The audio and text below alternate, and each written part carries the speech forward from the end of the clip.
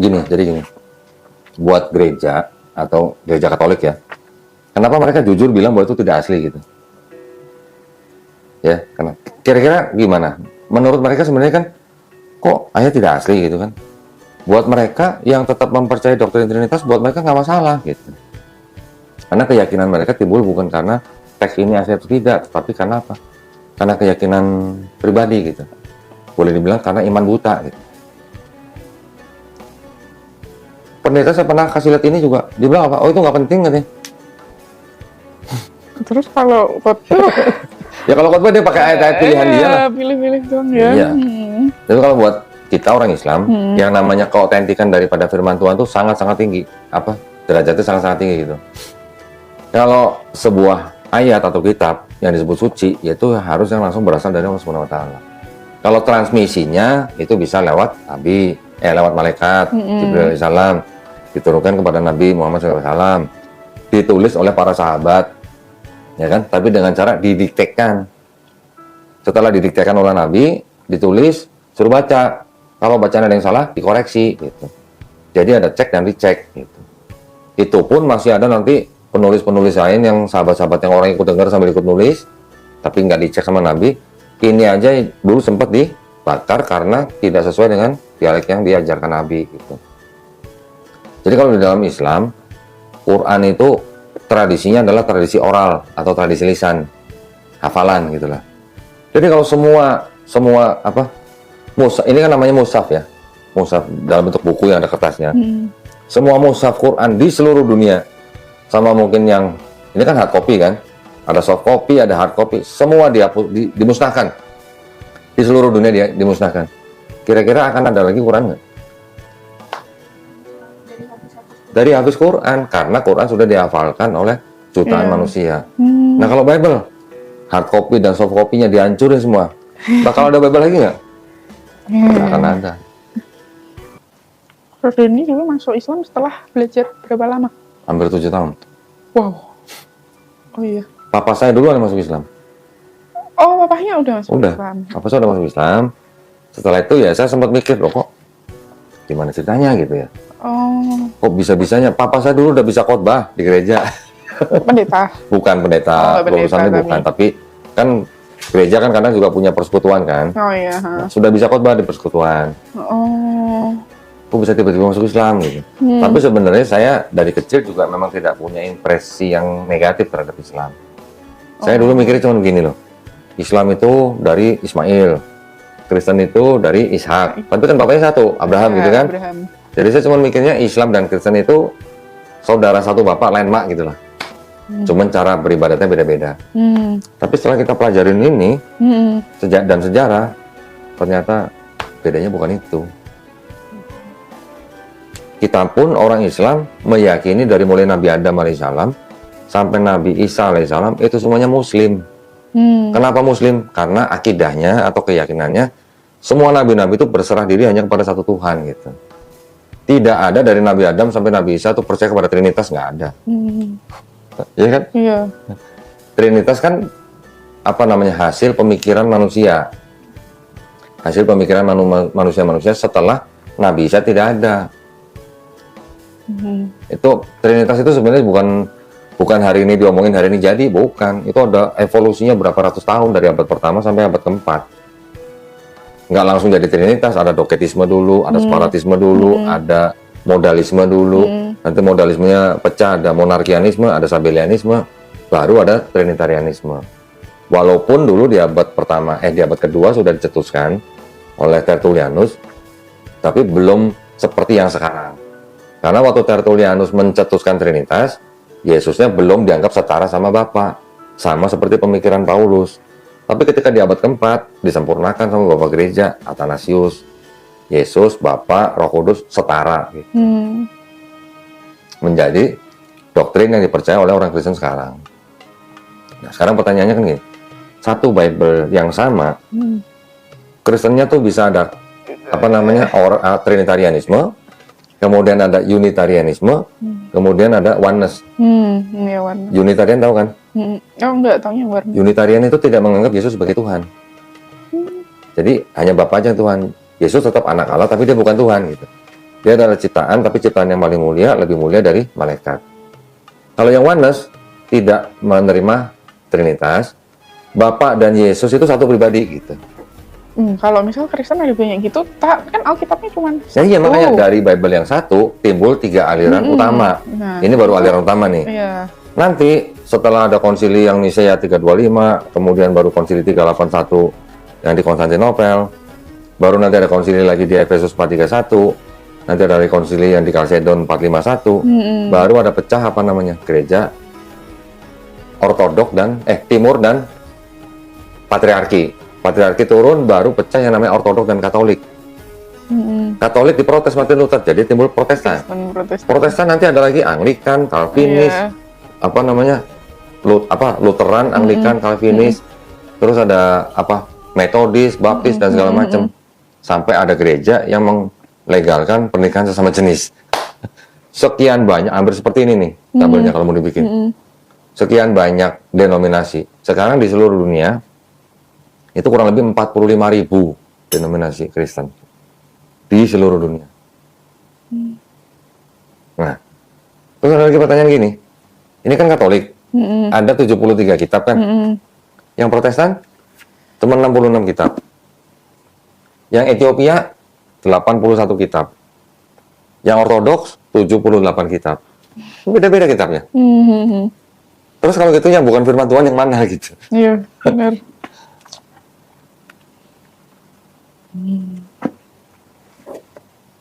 Memang sekarang kelihatannya Kristen agama mayoritas. Tapi itu kalau digabung, Katolik, Protestan, dan semua digabung. Iya. Tapi kalau dipecah satu-satu, Islam sudah paling besar di seluruh dunia. Dari tahun 2000. Ya, dari 23 tahun yang lalu, Islam sudah paling besar kalau Kristennya dipecah-pecah. Gitu. Kalau sekarang masih digabung, memang Kristen masih besar. Tapi itu pun diperkirakan ya, ini sih perkiraan orang-orang akademis saja. Diperkirakan tahun 2050 itu kurang lebih sama. Islam dengan Kristen semuanya digabung. 2070 baru Islam yang lebih banyak. Indonesia kan negara berpenduduk muslim terbesar di seluruh dunia kan. Nggak lama lagi diganti. Nggak lama lagi bukan Indonesia. Jangan sedih. India bisa jadi negara berpenduduk muslim terbesar di dunia. Kalau nggak India, Pakistan lah. Beda sedikit. Pakistan kan 95 atau 96% kan muslim. Jadi gimana? Mau pikir-pikir dulu silakan. Mau ngomong dulu sama orang tuanya silakan. Iya, ngobrol dulu lah. Ngobrol dulu silakan. Dari dulu Sinta nggak udah ngajakin masuk Islam? Nggak pernah. Nggak. Terus ngapa?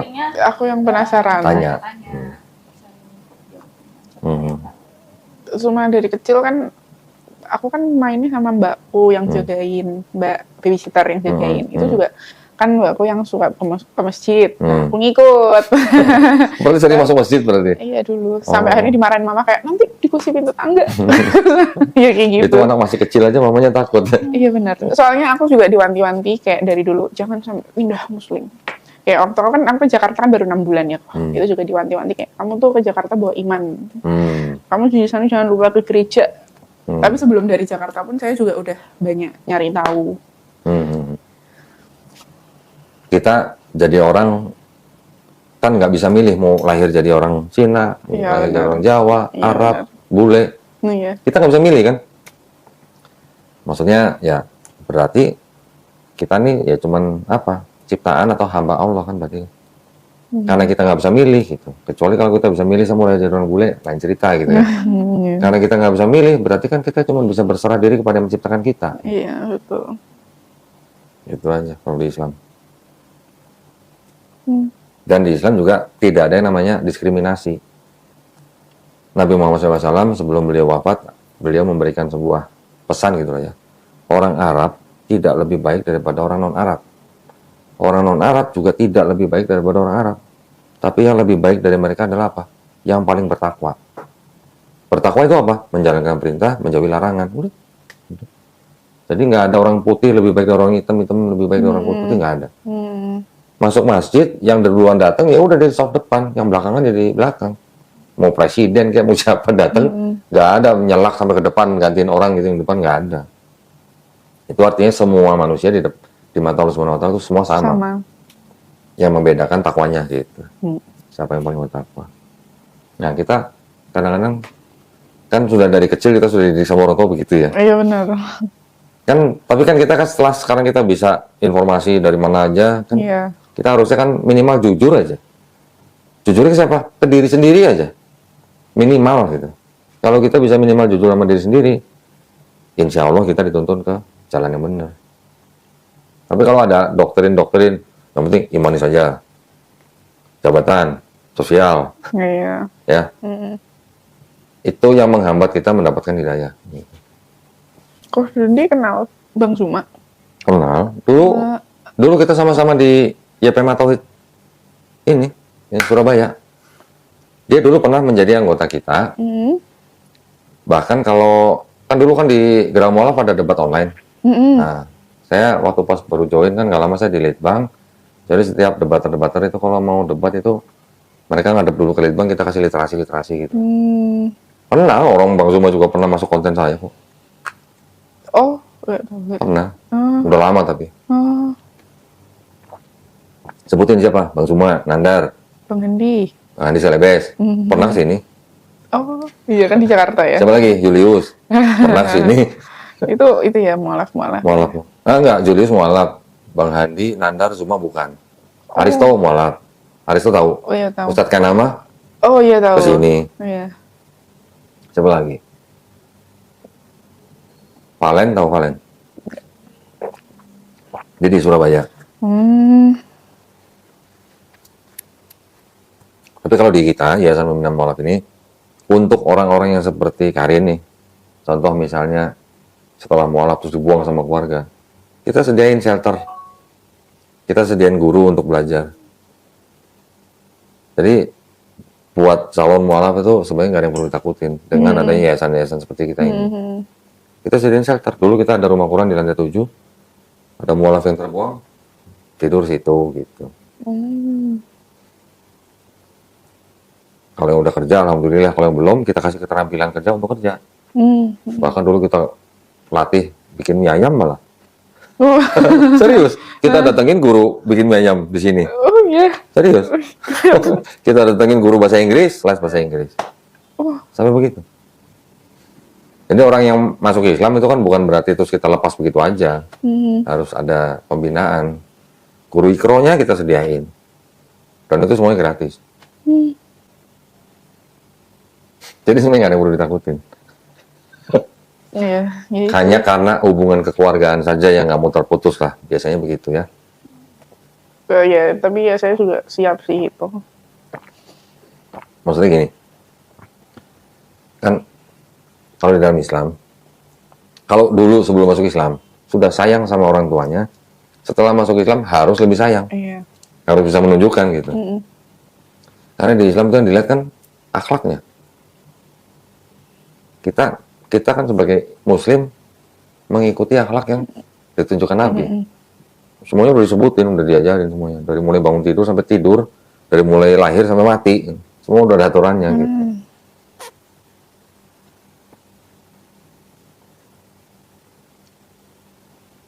Udah paling tinggal kirim kabar gembira aja ke Palembang ya. Kabar baik kok kabar gembira ya. Kirim kabar baik ke Palembang. Kira mau dibawa calon di sini.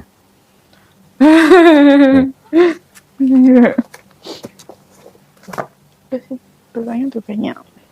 Soalnya juga dari dulu kan akhirnya aku kan mau bawa data karena dulu tuh pernah kan aku juga pernah yang dulu pernah pacaran sama Muslim juga. Itu juga udah pernah dibilangin takutnya dikira aku tuh pindah karena orang, karena ajakan orang. Jadi butuh data-data. Kenapa dari dulu nyari pacaran Muslim? Enggak tahu. Udah. Gak sengaja gitu. Gitu. Hah? Soalnya kan yang ditakutin papaku dari dulu kayak gitu. Paham. Iya benar. Orang tua sih pasti pak pemikirannya begitulah. Kakekku Muslim tapi murtad. Oh, masuk Kristen. Katolik. Oh, Katoliknya masuk Katolik. Iya. Katolik itu ya Kristen? Iya, Kristen Katolik. Iya. Oh, kakeknya yang engkongnya berarti? Iya. Oh, Itu sih kan mamaku tuh Jawa, papaku yang Cina. Kalau mamahnya papaku Konghucu, malahan pindah Katolik. Kalau dari mamaku Muslim pindah Katolik. Oh, Jadi oke. di Katolik semua. Ya. Oh, berarti di rumah dulu nggak pernah ada patung Kuankong, no? Enggak sih. Oh, kalau ke rumah neneknya baru ada patung Kuankong. Iya, kayak gitu. Papa saya dulu dari Konghucu. Lah, Konghucu Kristen, Konghucu Kristen baru Islam. Muslim. Oh, Jadi dulu di rumah saya, waktu kita masih kecil, itu ada patung Kuankong. Hampir tiap tahun dulu kita dibawa papa saya kemana? Ke Gunung Kawi. Kalau anak-anak sih suka aja ya jalan-jalan kan. Tempatnya kan enak, sana dingin. Berarti nggak pernah Gunung Kawi ya? Nggak. Nggak pernah. Yang mualaf center yang di Jogja itu berarti Di Jogja itu yang saya tahu ada MCI, Mualaf Center Indonesia, ada MCY, Mualaf Center Yogyakarta. Kalau kita perwakilannya di Gunung Kidul, bukan di kota Jogjanya. oh di Gunung Kidul. Di Gunung Kidul di Wonosari, itu ada pondok pesantren Al Hadid. Nah, itu juga termasuk kalau ada mualaf-mualaf yang dibuang keluarganya dan mau belajar Islam secara intens, kita tempatnya di sana. Kalau yang di Jakarta yang Kalau di itu Jakarta Kos aja cuma di shelter aja, ada kayak rumah shelter gitu lah. Oh. Kita kan bisa kerjasama dengan yayasan lain. Di Bandung juga kita ada, di Malang ada. Kalau sesama yayasan mualaf itu pasti kita kolaborasi. Jadi itulah gunanya kalau ada orang yang masuk Islam tapi dia terbuang, nggak ada yang perlu ditakutin. Makan tidur nggak usah mikir gitu. Apalagi lulusan Undip ya sini.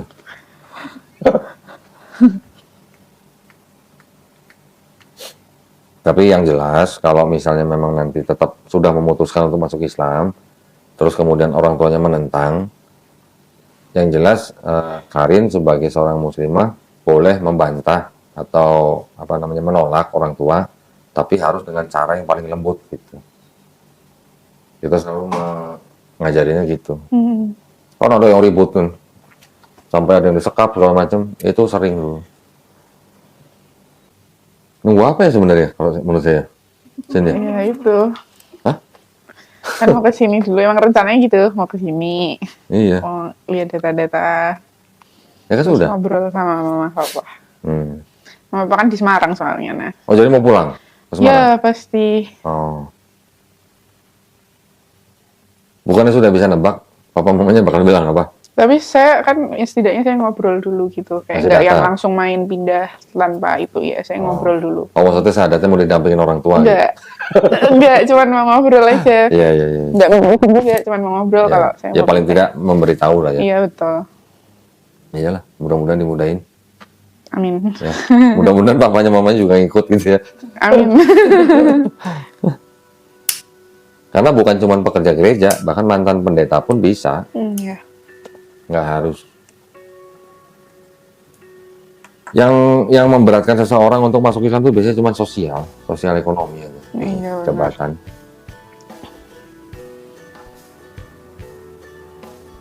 Kalau ada yang mau ditanya, jangan sungkan-sungkan. Iya. Ya, misalnya mau lewat WA atau apa, jangan sungkan-sungkan. Siapa tahu kan ya aku bisa bawa papaku ke sini. Iya, silakan. Misalnya nanti papanya ngirim ayat, kasih kirim saya boleh, Iya. saya jawab gitu. Iya. Nah, cukup? Alhamdulillah. Yuk saya antar ke bawah kalau gitu.